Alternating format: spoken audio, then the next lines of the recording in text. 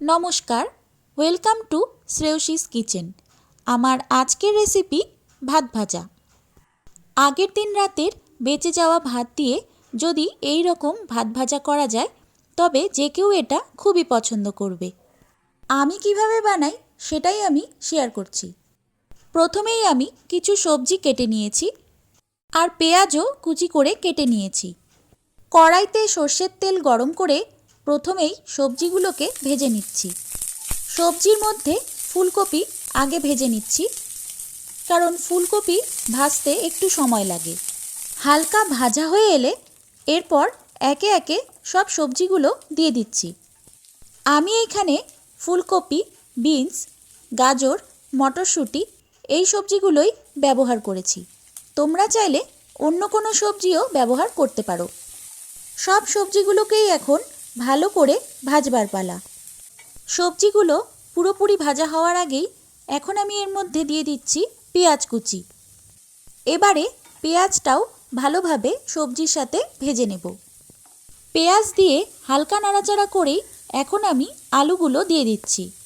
কয়েকটা চেরা কাঁচা লঙ্কা এর মধ্যে আমি দিয়ে দিচ্ছি। এবারে দেব সামান্য আদা কুচি।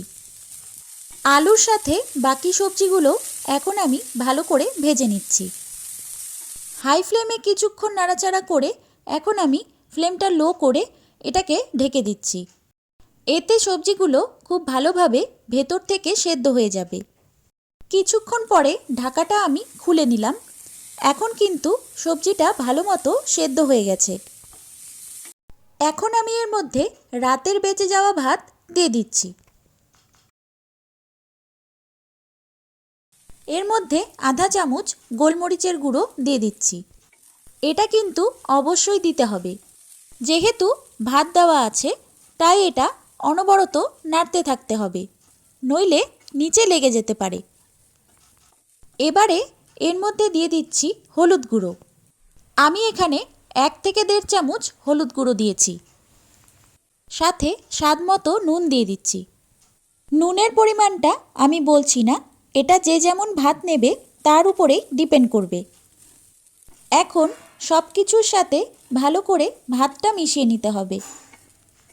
মেশাতে মেশাতেই দেখবে কালারটা এরকম চেঞ্জ হয়ে আসবে। এবারে আমি এর মধ্যে স্বাদ মতো চিনি দিয়ে দিচ্ছি।